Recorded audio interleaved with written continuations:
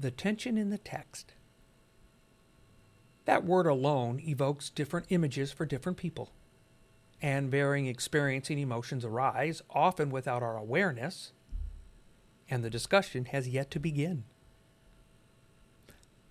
As I have grown older, my thoughts and responses to tension have changed. One could use the word matured, yet this is far from an example. But now, for context, I'm engaging with the tension in the Scriptures, the collection of scrolls we refer to as the Bible. When we read verses, it causes us to almost fight or flee at times. Fight. Make it fit into a theology or doctrine that we have, often laid backwards over said text. Flee. Read over, skip, pay no real attention to, and for heaven's sake, don't ask questions about it.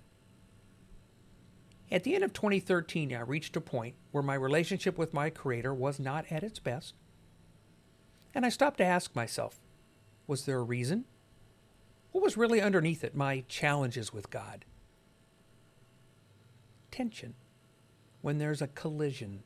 Maybe more succinct word would be pressure as the two thoughts engage.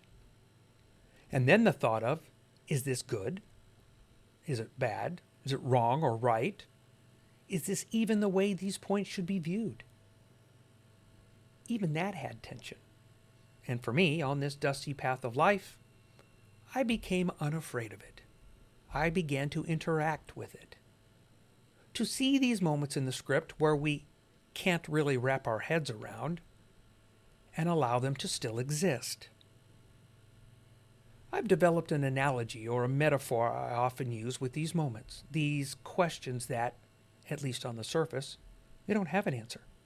I mean, we rationalize many of the tensions, yet the text continues to question us. I call it the gift box, which is how I approach these moments in the text in my mind. I build a box. I tend to use size to bring it to my attention later, with a nice neat lid, like in the movies, not in real life. But I find a lovely color-coordinated ribbon and bow and gently put the question, that tension, carefully, with love and care in the box. Put the lid on it, wrap the ribbon, attach the bow, place it on a shelf. These shelves, they have immense value. They hold all of these questions, concerns, cares, heartbreak, even the broken parts that seem irreparable. And I put all of the boxes here. This is a holy place, set apart for a purpose.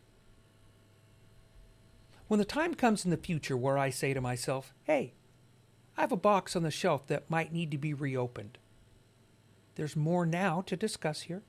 I maybe understand a bit more. Maybe someone else had given me more to ponder. But there's still so many unopened boxes and questions I don't have answers for.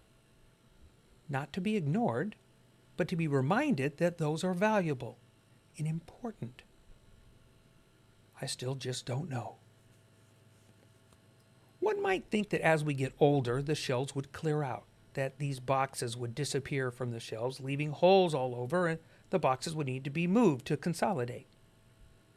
Yet it seems I need to build more shelves. Those doctrines or that theology, well, they still seem to leave things out. So I don't ignore, yet I don't push back either.